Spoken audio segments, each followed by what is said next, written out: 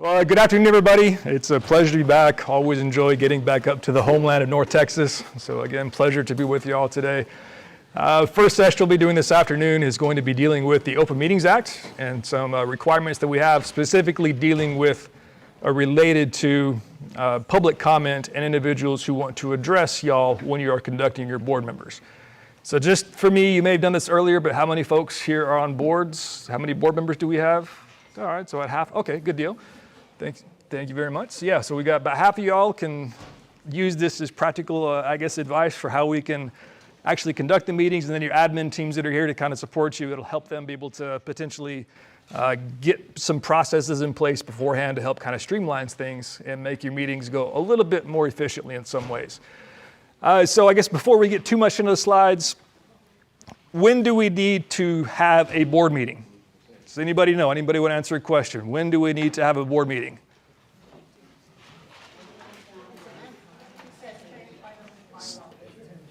So I'm hearing a few different, over here, sorry, what were you?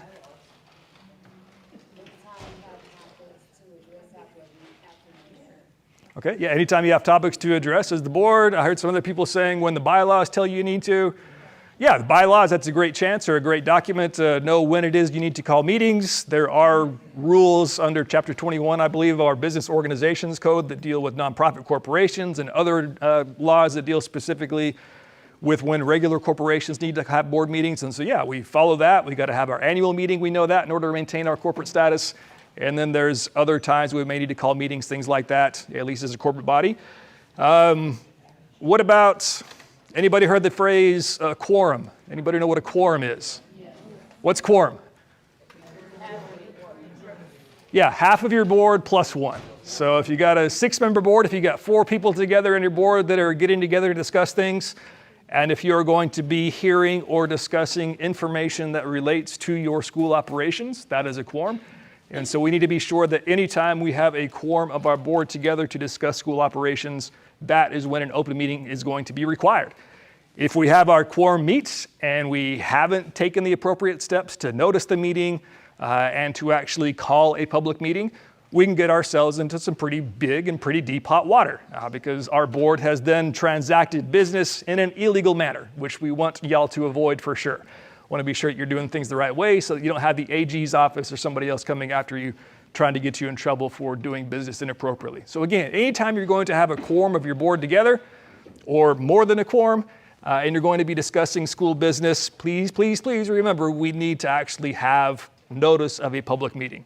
So that is where we are different, or y'all are different than your friends, your other friends in the nonprofit world, where they are not required to generally call public meetings when they get together for their annual meetings or things like that. But again, Chapter 12 of the Education Code makes very clear that when it comes to charter school boards, we are subject to the Open Meetings Act to the same extent as your colleagues in a traditional school district would be. So we have to go through the same processes that our ISD friends get to go through when it comes to actually transacting business on behalf of the school. So once more, majority plus one need to have a meeting. Otherwise, we can get ourselves in some pretty deep hot water. So, with that, what do we do when we are going to be prepping for a meeting? What is the importance of an agenda for a board meeting? Why do we need an agenda or a notice of the meeting?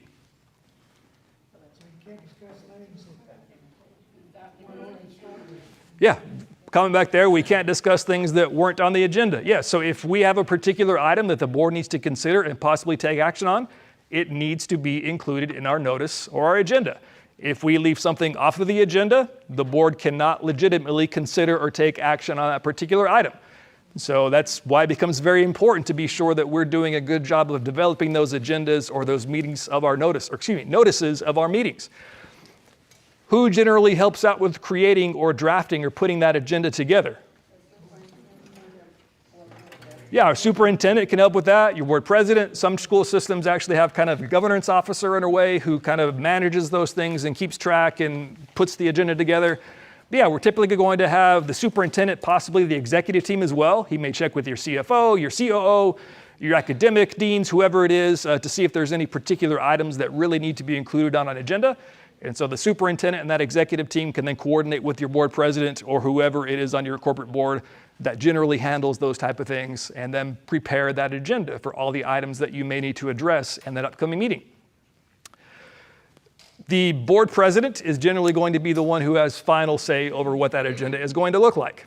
So if the board president decides, well, we have these couple items here, but I don't think we're really ready to discuss that, we may need some more time to get more information from members of the team, the board president can always tell your superintendent or your governance officer or whoever it is, at the school who's developing the agenda, that let's go ahead and leave those items off. But just remember, if you are the one making that call that we're going to take an item off of the proposed agenda, once it's gone, we can't add it back in. And so we've got to make sure that if you take it off, be sure that you really don't want to discuss it at that upcoming meeting. Otherwise, we could have issues if we're going to try to add it back and we get past that 72-hour notice requirement for our typical meetings. So just be careful when you tell the superintendent, no thanks, we're going to pass on that for this particular meeting. But we do have that flexibility, or the board chair does have the flexibility to decide what the final agenda is going to be for the board meetings. Okay. What if someone, and this could be anybody, so what if a person, what if a parent, or what if a student, or what if an employee of your school wants to add an item to your agenda? Are we legally obligated to put that item on the agenda if it's somebody other than the superintendent or other than a board member who wants it on there? No. That's correct. I love that comment. It's our board meeting. Yes, you are the corporate board. This is your meeting. You are there to discuss business related to the school, and so you have the ultimate decision or the final say over what gets added to an agenda item or as an agenda item. Now, that doesn't mean that we don't sometimes actually add one of those items in from somebody. Maybe a parent does bring something up that really is important. Maybe there are concerns about traffic flow that you didn't realize about before. Or maybe there's concerns about other things. And so, yeah, maybe this would be a good thing for our board to consider during a meeting.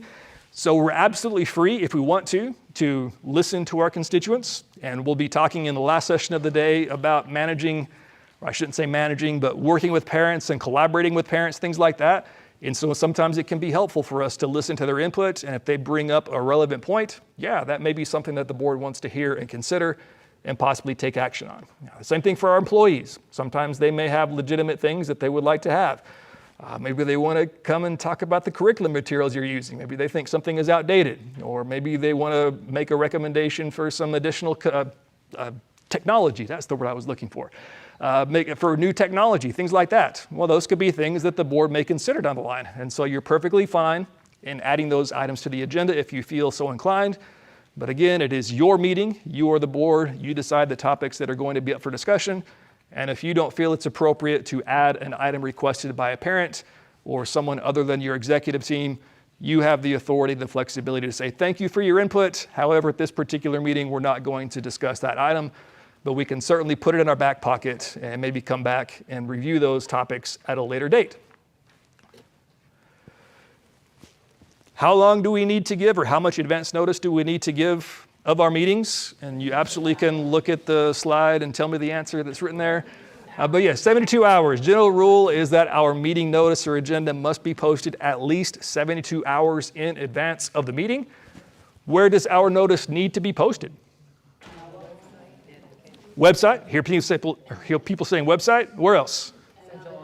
At your central office. Yeah, so at a place that's also physically posted at a central location in your school system. So your district office, central office, whatever the case may be, want to make sure that thing is posted physically as well.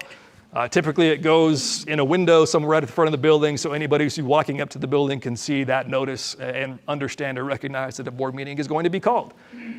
Now again, if we leave an item off the agenda, and let's say we're now 48 or 36 hours before a board meeting, can we go back and change that agenda? No, we are locked in unless there's really extenuating emergency circumstances that we did not foresee beforehand.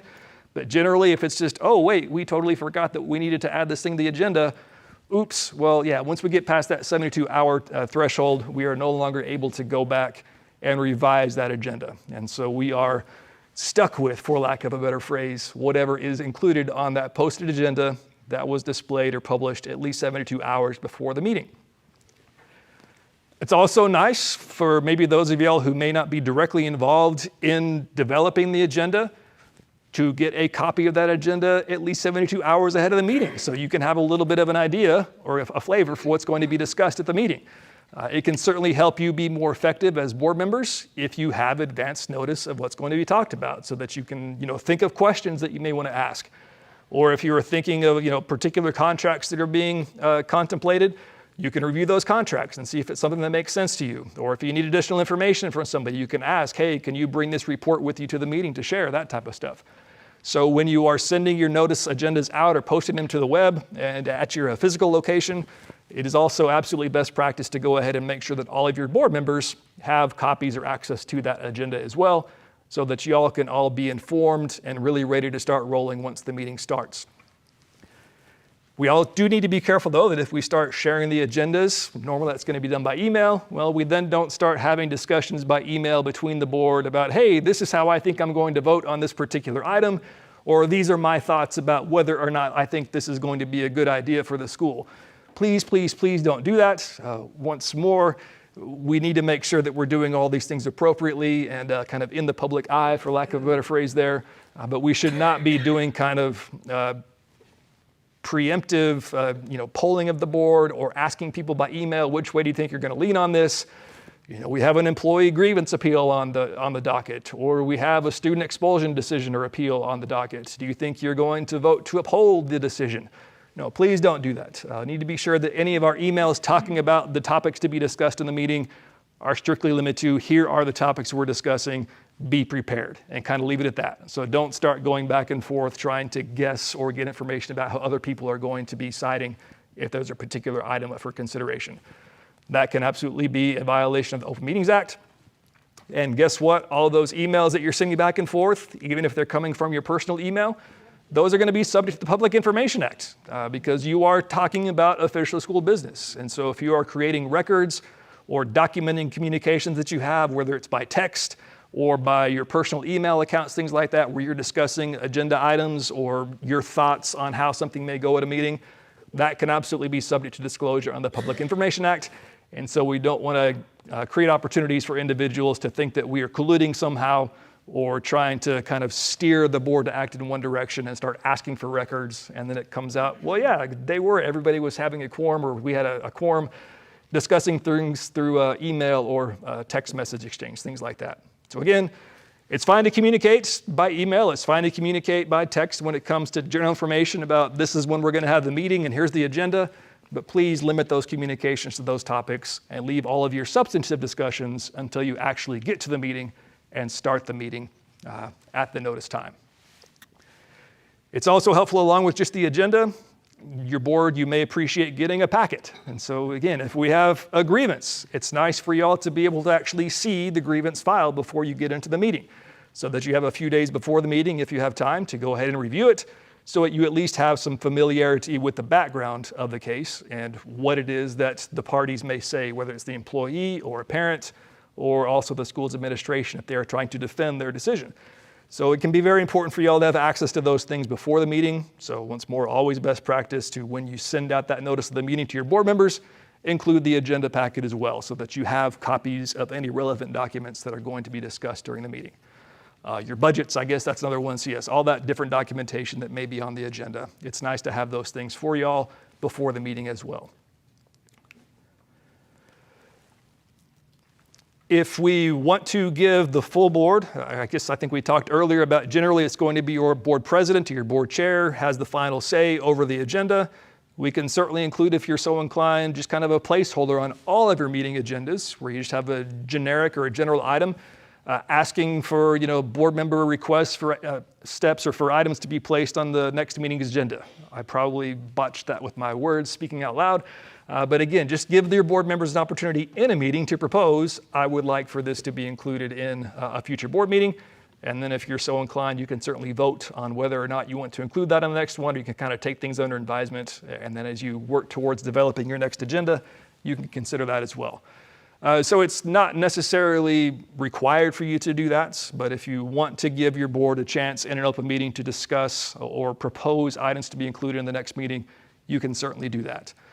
And it can also be important for y'all to try and develop a calendar, essentially, for important steps or important actions that need to be taken care of.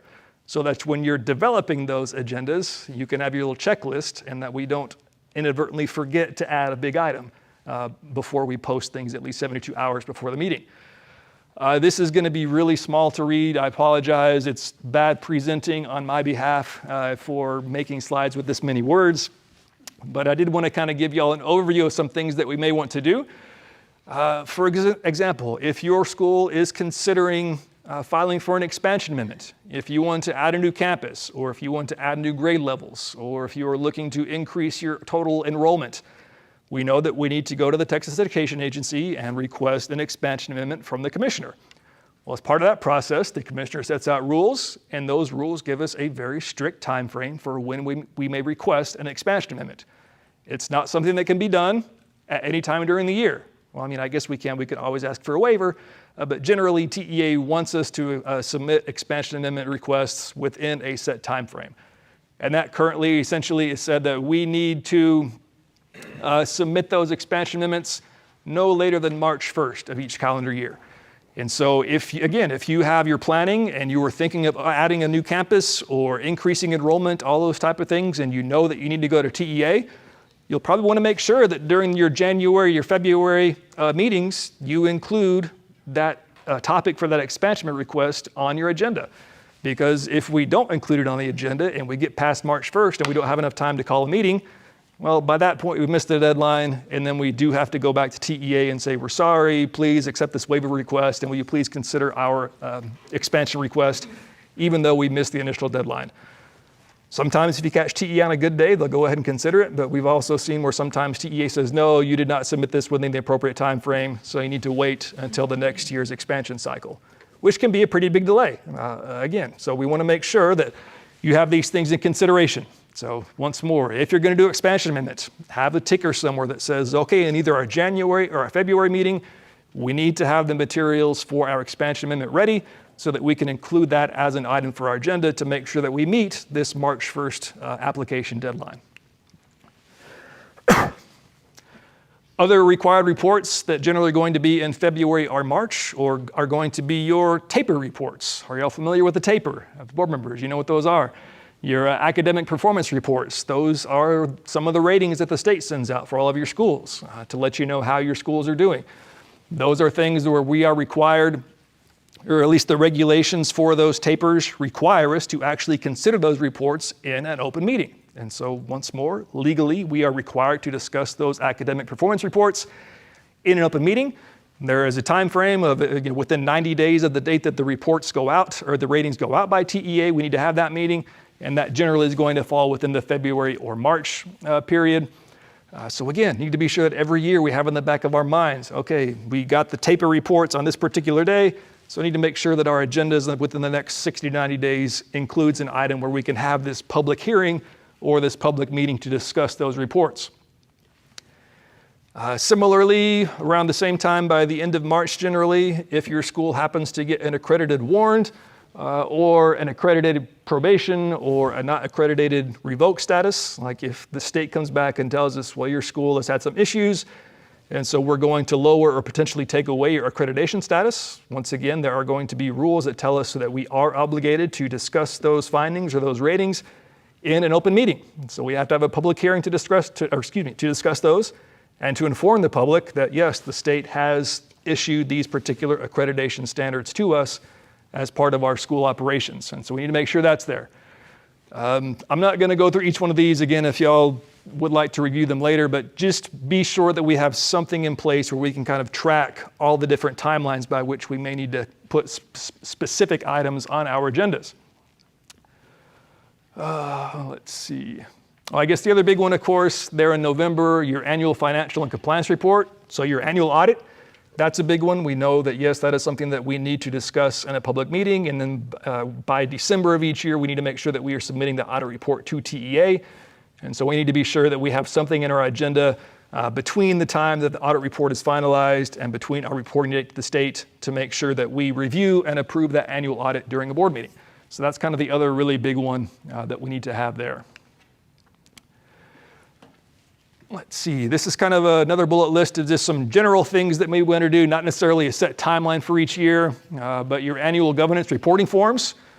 We know that in Texas and public schools, there's nothing we love more than putting forms together and sending them to the state, right? The state loves for y'all to submit forms.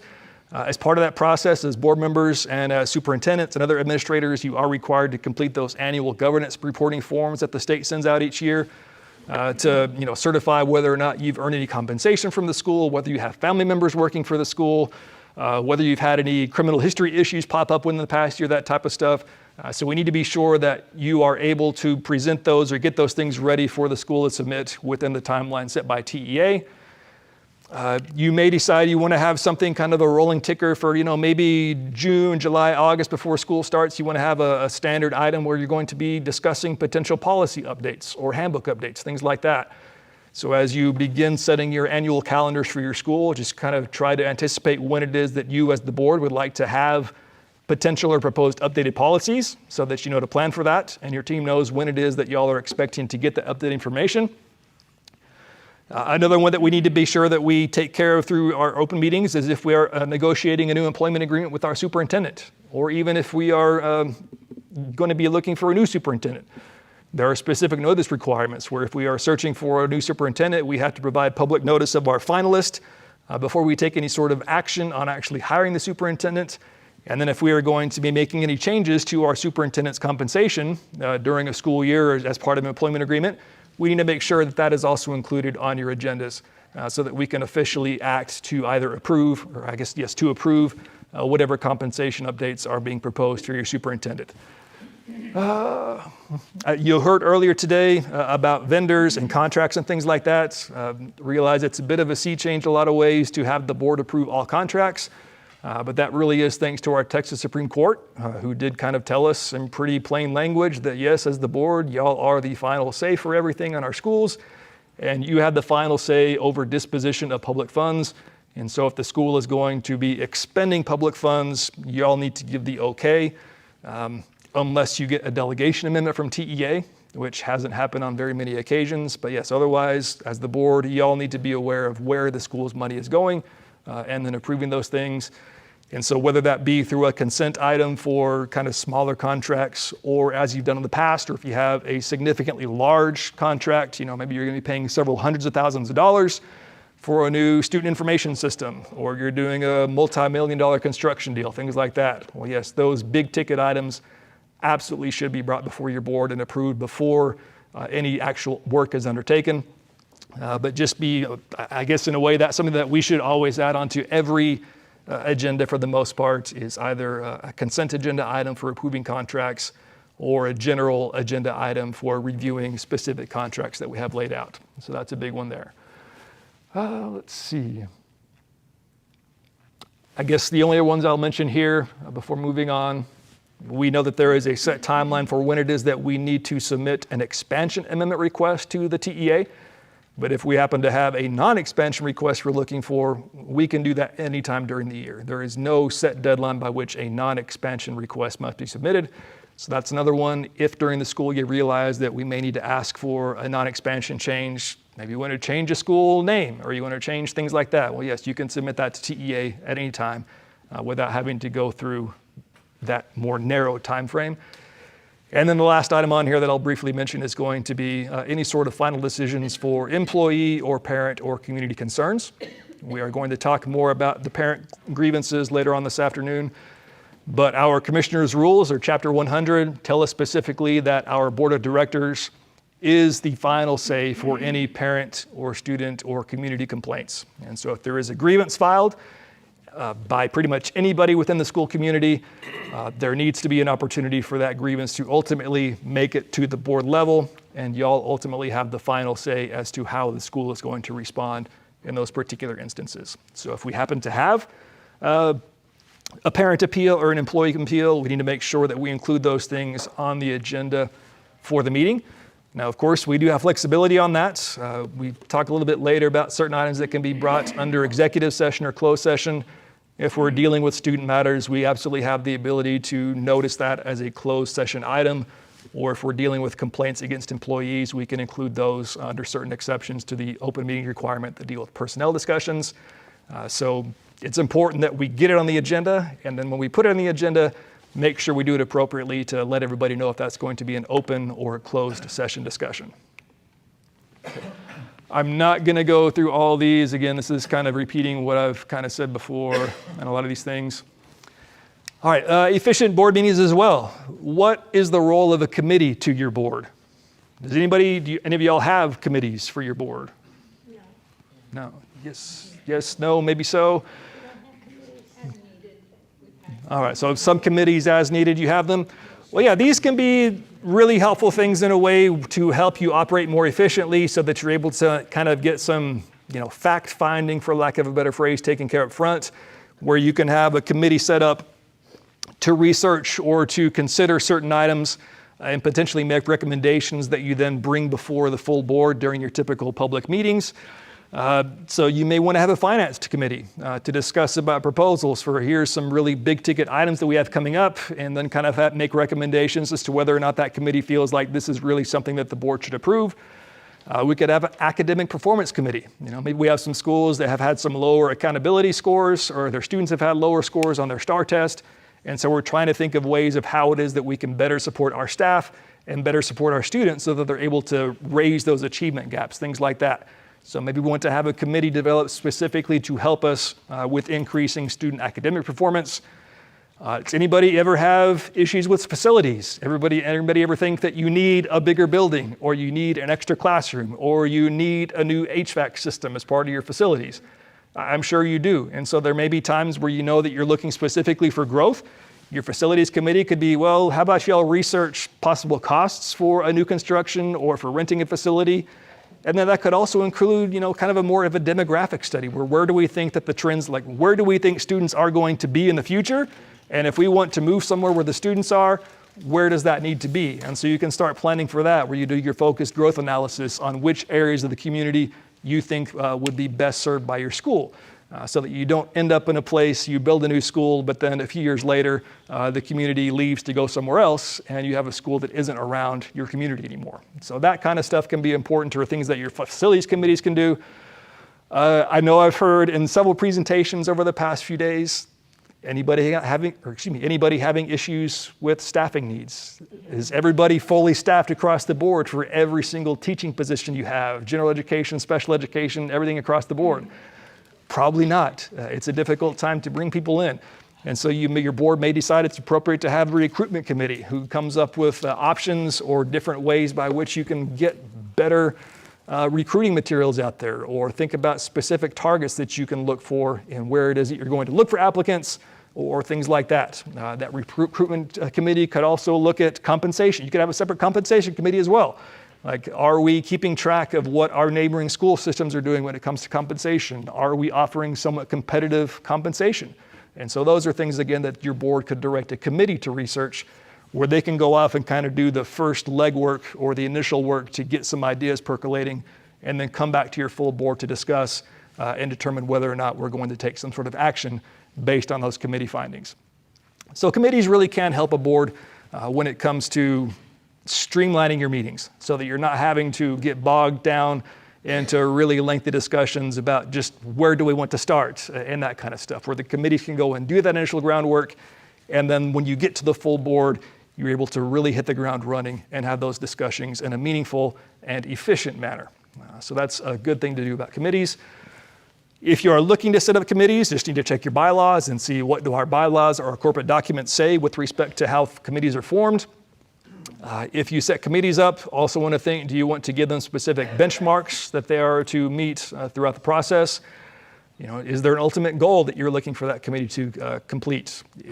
Are you going to ask for periodic updates? Maybe this is something that's going to take 6 months or 8 months or even a year sometimes to determine what a board may ultimately consider, especially if we're thinking about growing into different areas. We want to be sure that we really have a good idea of where our school could be welcome, or where it's going to be fiscally possible for us to even open a school there. So do we want to have periodic updates, where at each board meeting we're going to set aside a specific time to hear an update from those committee members to give the board a progress report on what they've done? And then finally, do we want to give them an absolute deadline, or at least what we hope is going to be that deadline for when it is that the board expects for their recommendations to be completed? It's also important to remember that if you happen to be on a committee, you do not have the authority to act on behalf of the board.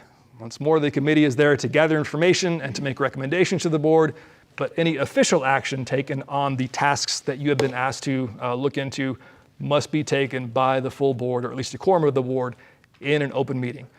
So your finance committee does not have the authority to approve contracts. Yes, you can review and make recommendations. Yeah, we think this is a good deal for us, or this is an appropriate expense. But your finance committee is not authorized to sign off on or formally approve those contracts. If you have that recruitment committee and they're proposing some sort of a compensation update where we're going to change our compensation packet, that committee does not have the authority to ultimately say, yes, we are now going to start offering this compensation package. That, again, is something that your full board is going to need to do during a public meeting. So just be aware of that. Your committee does not have authority to bind the board or act on behalf of the school. You're there to gather information and to make reports back to the board so you can have more efficient and, I guess, more substantive decisions and discussions during your board meetings. Already talked about this. Sometimes I jump ahead and jump back, but once more, our notice requirements, at least 72 hours, that's our agenda time. The exception for that is going to be if there is an emergency that pops up. If we have an emergency, our notice must be posted at least 1 hour before the board meeting stops, or excuse me, before it starts, not before it starts. And this really is an emergency circumstance. This is not, oh, we realized we know that we need to submit this expansion amendment, but we didn't include that on our board notice that was posted on April 27th or whatever, 3 days before March 1st is going to be. And we realized the day after the notice period ended that we really should have added that expansion request on the agenda. Well, that's not an emergency. That's an oopsie, but that is not something that the state qualifies an emergency for us to be able to go ahead and either change that agenda or call a meeting to start at 11:59 p.m. on the day before the submission deadline hits to make sure that we get approval from the board to do that. We really are looking at these matters of urgent public necessity to look at. So I realize that y'all had some weather damage here in the past few weeks, right? DFW has had a little bit of rain, a little bit of wind, and some hail that looked on the internet to be rather large. Power, yes, power that's out for hours and hours. And so when we get those major weather events and we have somebody go and check on a school, I realize, oh wait, that hail that was the size of a DVD, that crashed through our building, and we now have a couple of classrooms that just have these nice pretty holes on the top of our ceilings. Well, we probably need to put a plan together to decide how we're going to remediate that or find a place for students to meet. And so if we have that urgent unforeseen need that's a health and safety risk, those could be circumstances where we could look at an emergency notice of a meeting rather than having to wait that full 72 hours. But once more, that is very limited. Just be very, very careful if you are looking to call an emergency. Please consult with your team. If you need to, consult with your legal counsel to make sure that we can legitimately call that an emergency. Because it's not just kind of it's not oh darn, I forgot about this, we need to add this to an agenda, it's really important. It really is for those urgent necessities where we have some really emergency things. Anybody serve on school boards during COVID? Any of y'all when COVID first hit and when the school said, congratulations, everybody shut down, right? Well, you probably had a few emergency meetings in that period because you're trying to figure out what to do after the state says, you know what? Nobody's coming back from spring break. Everybody's going to be staying home and working remotely. And they tell you that on a Friday and your spring break's over on Monday and there's not 3 days to decide what are we going to do, what's going to happen. So yeah, those type of circumstances. That's what we're talking about when it comes to emergencies. And once more, 1 hour notice. Used to be 2 hours, but in the past couple sessions they changed that. So now it is at least 1 hour to our notice. There is an opportunity here as well where if we have posted an agenda for at least 72 hours before the meeting, but an emergency happens within that 72-hour period, we can have some flexibility in those circumstances to add that emergency item to the agenda. But once more, be very careful about doing that. We really are looking specifically for those real emergency circumstances. So don't just do it, again, because we forgot that we need to approve an expansion amendment, or we're running out of time to have our public hearing for the taper report, things like that. That's not an emergency. We're looking at something more significant than that. What do we need to start a board meeting? A quorum, yes.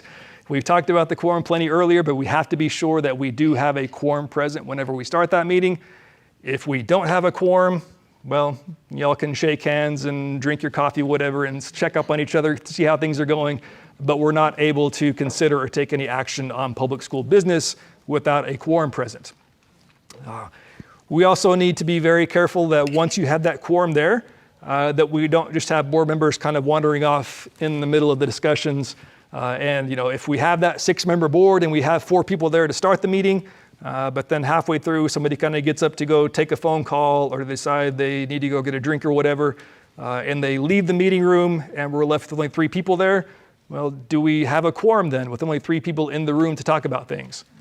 No, we don't. So if you do need to leave the meeting somehow or kind of step outside for a few seconds or a few minutes, be cognizant of that. And if you really do need a break, let's ask the board chair to say, can we take a recess for 5 minutes? Can we take a recess for whatever and then come back?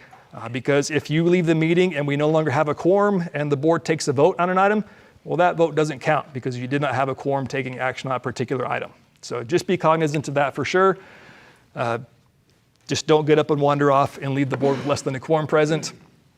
And then, as we've already mentioned several times, really one of the most important things for us is to stick to the agenda.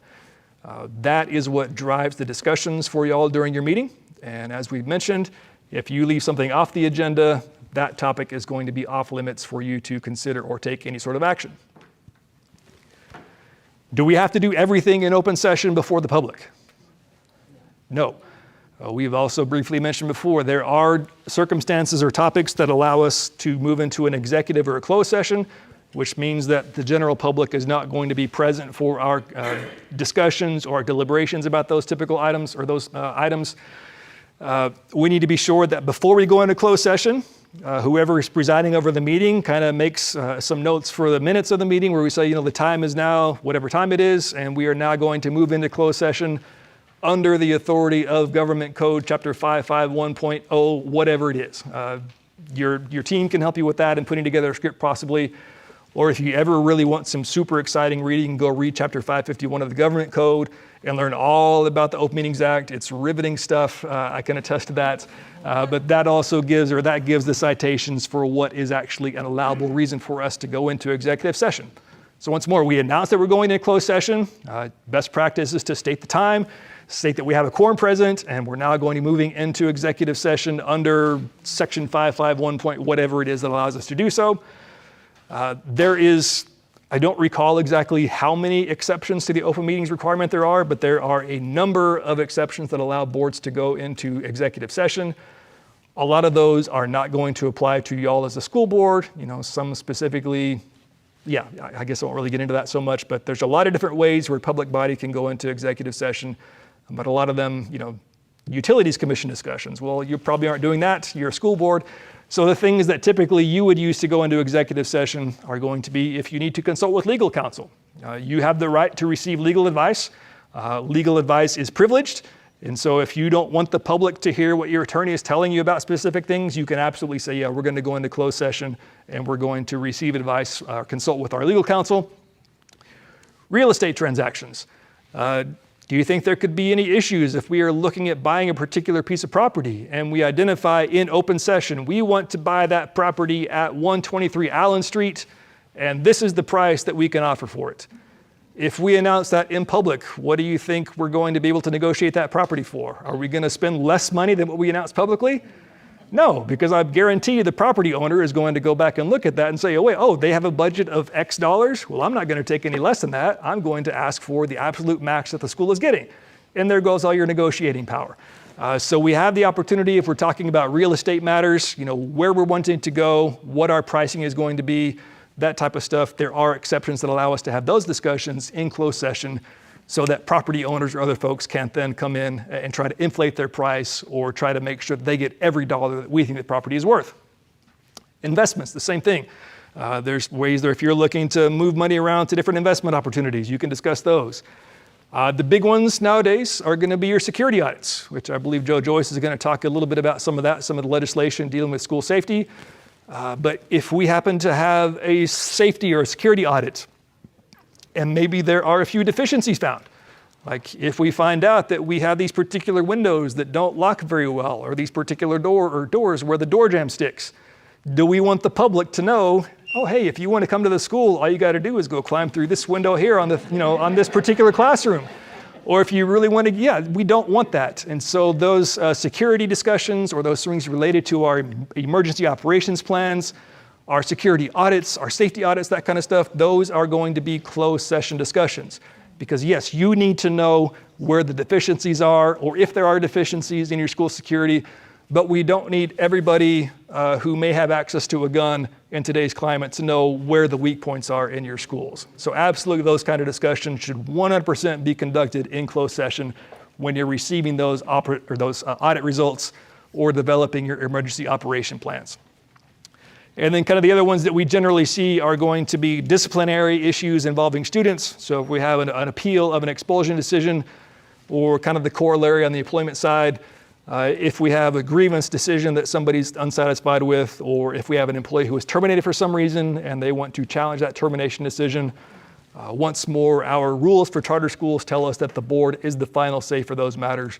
And so if there is an appeal of some sort of action involving a student or a parent or a staff member, those are things that need to be addressed by you. And there are specific exceptions or sections under the Open Meetings Act that say that those topics can be discussed in closed session rather than open session. Now, there are some instances where if there's an appeal of a student expulsion, the law does give the parent the opportunity to kind of override the board. We can notice it for closed session, but if the parent wants it in open session, the parent has the right to request that in open session. That usually doesn't happen very often because honestly, most parents don't want the public at large to hear that Alan did something that led to an expulsion decision, like they don't want their family's dirty laundry out in the public. But I have seen a handful of occasions where parents have insisted on public hearings, and that's fine, that's their choice. We should be sure that we're not sharing student information about other people. We can talk about the student whose circumstances being appealed, but we're not then talking about other students who aren't directly involved in the appeal. Same thing in some employment disputes. Sometimes an employee has the right to request for a grievance to be conducted in open session. If they are grieving about their supervisor, maybe they're claiming that their principal did something inappropriate. Well, if their grievance is against the principal is going to be the one that has the ultimate decision as to whether or not it's going to be in open and closed session. So the employee who is being grieved about can make the decision as to whether or not they want it to be open or closed. So again, there's exceptions to the exceptions because the law is nothing but inconsistent in a lot of times. So we can't say that every instance, that every student issue or every personal matter will always be in closed session. There may be times where you need to do it in open session, but please, if you have those questions, check with your team, check with your legal counsel, and we can help out as much as possible. Another big thing, when you go into public session, after you have your board meeting the next morning, everybody's a podcaster, right? Like everybody has podcasts, and so I'm sure you all have podcasts, and so the meeting after, or the day after a board meeting, you all go and you start word for word recounting everything that was discussed during closed session, right? Well, I would say no, that's not something that we should be doing. What is discussed in closed session needs to stay in closed session. I can never remember if Vegas still has the whatever happens in Vegas stays in Vegas tagline, but that really is kind of how our board meeting should operate as well. Those deliberations in executive session should remain confidential, and we're not going to go around and start talking about specific items or decisions that were just items that were discussed, or what individual board members mentioned, or how one board member thought versus other ones. No, that stuff is not going to be discussed. It's also important that you don't start using your phone or other devices to record the deliberations and then start sharing those recordings with others. No, that's also a no-no. Once more, those are confidential discussions that need to be respected in that manner. Now, we know that we generally do need to maintain some sort of a record of what occurred during those executive sessions. So in some instances, we're authorized to make an audio recording of the executive session discussion. And in some instances, we can do the certified agenda, which is kind of a special agenda that gets sealed up. And essentially, nobody gets to see unless they get a court order telling us we need to see what you discussed in executive session.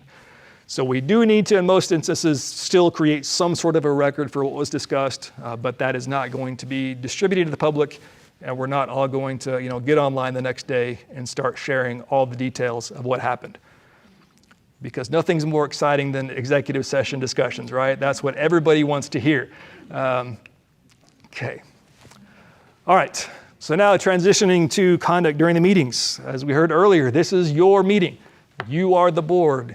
You run the corporation. You are responsible for it. And so you must remember that it is your meeting and that you are there to conduct school business. You're not there, and I know you wouldn't do this, but you're not there to promote your family business on the side and tell your community that, hey, come to Allen's barbecue and get the best brisket, whatever. No, that's not what our board meetings are for. We are there to discuss school business and to decide what direction our school is going to be taking. Do we need to tolerate people acting a fool during our board meetings? No. Yes, it is a public meeting. It is an open meeting, but that does not mean that our board meetings are the same as a street corner, right? People can be a little bit more demonstrative and perhaps a little more entertaining if they're on a street corner. But in our board meetings, we are not required to tolerate people bringing in their air horns or their vuvuzelas or things like that to create these big disruptions. We still have the opportunity to maintain order within those meetings, and so we do not have to allow people to come in and start interrupting us so much that we can't do any official business. What if somebody wants to bring a sign to your meeting? Is it possible for them to bring some sort of printed material and display it during the meeting? Nobody look at the signs, or nobody look at the slides, because the answer is there. So nobody look at the slides. But yes, there is a right in some circumstances. Now, does that mean that we bring in, somebody carts in a display like this that we have in here, where it's, 9 TVs stacked on each other? Well, probably not, because that's going to take up most of our meeting room, and that could be a big disruption. But we could designate a certain area within the meeting room where we say, okay, if you've got signs, the signs need to go over here. And that also doesn't mean that during the meeting, you get to carry your sign and walk back and forth in front of the board members for the entire meeting, shouting at people while you're doing so. No, you have the right to bring materials if you'd like to, but it's going to be done in a manner that is not disruptive. And so we can set those kind of limitations or restrictions on where the sign can be displayed. We're not going to have a giant sign on the very front row where nobody else from behind them can see what's going on, that kind of stuff. So we can do those type of things. Can the public record a board meeting? Anybody? Yes. Yes, if it's an open session. Yeah, if it's an open session, yes, people can absolutely record meetings. I, a few months back, had a board meeting where we had multiple cameras like the one that we have recording this session today. Some very nice, high-quality broadcasting equipment was brought in. We did set the limitations on that. We're not going to set the camera up right in front of your face. We're not going to have the camera operator standing in front of everybody in the board meeting so that nobody can see. We can designate here is the area where the camera can stay. We can make it clearer that yes, the camera can remain on during open sessions, but if the board happens to go into executive session or closed session, you're either going to move somewhere where the camera is not, or you're going to make sure that camera is off before you begin those discussions. The same type of thing with people or other folks wanting to bring their phones out. I've had that happen in many board meetings as well, where parents or other members of the community will start recording the meeting with their phone. That's perfectly fine, so long as they do it in a manner that does not disrupt your meetings. If they're sitting there in one place and they're recording, that's fine. But again, if they start getting up and trying to walk in front of the board and stick the camera right in your face, well, no, we don't need to allow that. We can set those reasonable restrictions on how a meeting can be recorded. So that's kind of how we typically handle things. If you're gonna have a camera this big in your cell phone, please set up in this area. Or if somebody's going to bring a recording device, just an audio device. Once more, we're not going to start sticking microphones in front of every individual board member's seat to have them record it. Well, no, you can put your microphone here in this corner that's kind of off to the side where you can still pick up the audio, but you're not going to be intrusive, those type of things. So, be aware of that as well.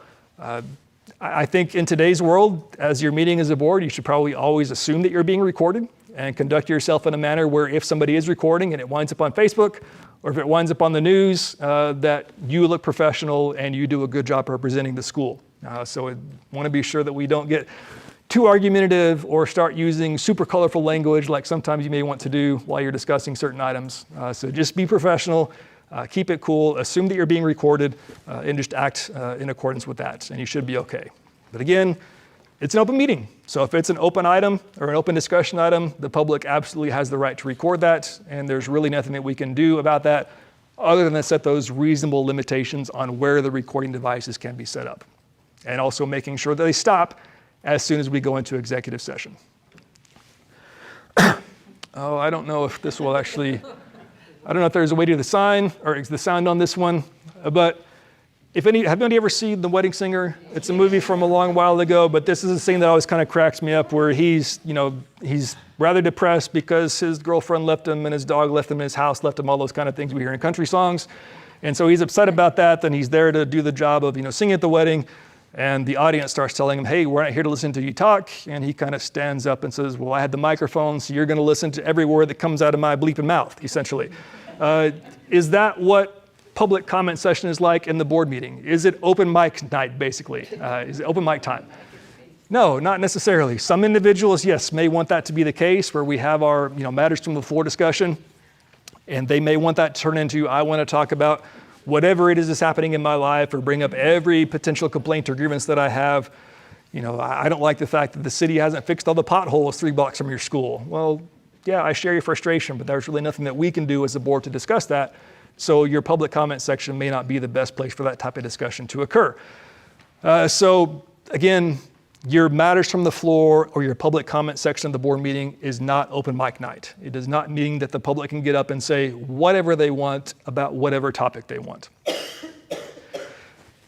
We need to be sure that we do include something in our agenda that is either that matters from the floor or matters from the public or public comment, however you want to phrase it. But the public does have a right to address the board during a board meeting. And so that's not something that we can get away with saying, nope, we're not going to listen to you. If we do that, again, we'll be in big trouble. That's when the AG gets involved. There's lawsuits about that kind of fun stuff, all those types of things. So we need to be sure that we do have an opportunity for the board to actually address, an opportunity for the public to address our board during our meetings. There have been some changes. Again, it's been several years, a couple legislative sessions back, but they did kind of tweak the language of how that works. And now it's that, there is a right for the public to address any of the items that are included on your meeting agenda. So if you have something on the agenda, the public has a right to discuss it, and we can't tell them no. In the past, we could have had the flexibility that if we had 6 or 7 people show up and want to talk on that particular item, again, in the past, we could say, well, we've got 6 or 7 people here, but y'all need to get together and you're going to pick one person, and that individual has 2 minutes, and that's all we're going to hear. We can't do that anymore. Every person has the ability to address the board. And so if we have 50 people show up for a particular item, well, we get to sit back and listen to 50 people. We have some ability to kind of set time limits where we don't need to allow, filibusters where people stand up for hours and hours and keep talking. So we can say everybody has 2 or 3 minutes or 4 minutes, whatever your board decides is appropriate. But then everybody who comes and signs up to speak on that particular agenda item needs to be afforded that time in order to address the board.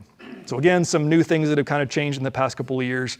We can no longer just say, pick somebody to be your one person to talk. Well, no, everybody who signs up has an opportunity to address the board. We also have to be sure that we are not discriminating against individuals in the public because we don't like what they're saying. If we have a proposal to employ a new superintendent, and we have 5 people who sign up and they tell us, yeah, we love this person, they're the best ever. And then we have 5 other people who say that person is horrible and is the worst leader in the world, and how could you even consider them? Well, we can't say we're now going to hear from 5 people who love the person that we're going to potentially employ as superintendent, but everybody else just sit down, we're not going to hear from you. No, we can't do that. We have to allow them to share their thoughts, even if they don't like what we're doing. We have to have some thick skin as board members. Again, we don't need to tolerate them being profane or being violent towards us, but if they are disagreeable towards what we're doing, we have to kind of sit there and take it and be adults, be professional, and understand that not everybody is going to be in total lockstep with every decision that the board makes. Let's see. The other thing that goes along there is you can't say, oh, you're critical of the board? Well, haha, you can't talk to us. No, we can't do that. Even if somebody wants to say you're doing a bad job or we don't agree with what you're doing, we still have to allow that to happen. We can't just say you cannot criticize, we're here on our high pedestals and you can't criticize us or say anything bad about us. Once more, in some circumstances, we may need to kind of just take that. That goes for staff and... Yes, goes for staff as well. So anybody, parents who are complaining, anybody. So yes, we have to be sure, or if they're talking about staff or talking about other items, yes, we don't need to allow people up there to say, teacher Allen is an idiot and he has no business being in front of the public. No, we don't need to allow that kind of stuff. They can air their grievances, but they need to do it in as respectful a manner as we would hope them to. So again, Don't need to allow the cursing, don't need to allow the threats, that kind of stuff, but we do need to take criticism. We can't just say we only want to hear how good we are and leave it at that. That's not going to fly. One other important thing to remember is that if someone gets up to talk about an item and perhaps they veer off into something that wasn't on the agenda, we are not able to act on that item. So we are not required to, if somebody brings something up, we don't say, oh, that's a good point. We need to take action on that. Well, if it's not on the agenda, we can't act on it. We need to confine our actions to what is on the agenda. We also have the flexibility to set protocols where we can say, if you want to participate in the public comment section, you need to sign up beforehand. Some schools will set up kind of an email account or something that's open for X number of hours before the board meeting closes when the meeting starts. Or even just have your sign-up sheet that you stick by the entrance to the board meeting room, where people can then sign up and you can stick with whoever shows up and actually puts their name on the list. Those are the people that we are going to hear from. I mentioned earlier we can limit the amount of time they can have. Again, we can't say, no, you can't talk, but we can say you have 3 minutes or something like that. Just enough time for them to really give meaningful input to you, but not such a long time that you're there listening for hours to each individual speak. It's also important that when they sign up, if they put down the topic that they want to address or the agenda item, that they kind of stick with that item. If they stop veering off into things that weren't on the agenda, we can gently remind them or prompt them that that's not an item that's on our agenda, so we're not able to consider or take any action on that. Is there something on this agenda item that you signed up for that you still like to say, or is there anything else on the agenda that you would like to discuss during your remaining time? We've talked about the decorum. Of course, we do not need to allow unruly or really inappropriate behavior. We can still have our general expectations for conduct. We can certainly allow people to submit written comments to the board. Maybe somebody can't make it to the meeting, and so they can send an email to the superintendent or somebody else, and those comments can be read or provided with the board as well if you want to go that route. And then it's also important, we'll talk more about this a little bit later in the next session, or 2 sessions from now in the afternoon. But if somebody gets up and starts making complaints against a staff member or against a student, things like that, well, we need to double check and see, have we actually gone through the grievance process? Because you have grievance processes in place, and those grievance processes normally require some sort of action at the principal level or at the superintendent level before it's brought to the board. So in order for you to make an informed decision, it's nice for you to have a record about what actually happened. And so if somebody gets up and starts complaining about things and we're not aware of a complaint, we can then refer that individual to our grievance process and say, if you would like the board to consider this, please follow our grievance procedure, and ultimately there's a chance for you to appeal to our board. And then if we have people get up and start naming students by name, we can always ask them, can you please not share student information during your public comment period, things like that. So we do have some restrictions, or I guess limitations on what can be said. What if a public individual asks questions of you during the meeting? Are you required to respond to those questions? No, you're not. Again, most times it's not really appropriate to do so, because a lot of times their questions won't be directly, what are you going to do or how are you going to act? Again, your job as the board is to take action based on what you think is best for the school. And so you're not required to ask or answer questions, especially if the questions are not related to items on the agenda. Now you can respond, again, thank you for your concerns. Maybe go talk to this principal or go talk to the superintendent. They can share more information. Or if there's a particular policy you know is appropriate, you can say, please refer to this policy, and that may help answer your questions. And then you can kind of move on from there. Getting close to the end here. Once more, making decisions. Please, please, please, please, please make sure that if you vote on something, it's on the agenda. If we vote on things that aren't on the agenda, we've messed up, and that particular action is not going to be enforceable. Y'all have your own rules most likely for how it is that you hear motions, things like that, so I'm not going to go through all this. But once more, just make sure that you act on something that's on the agenda. And it's important that we keep a record of what happened in the meetings. Those minutes are very important. It doesn't need to be a word-for-word transcript of everything that was said, but we need to make sure that we are documenting, here are the topics discussed, these are the presenters, here was the vote. We had X number of ayes, Y number of noes, whatever the case is, and that kind of stuff. So again, keep track of what was actually acted upon in the meeting.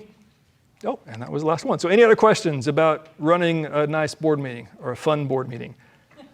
School staff, the superintendent, cabinet members, or teachers, things like that who are there, and you go into executive session.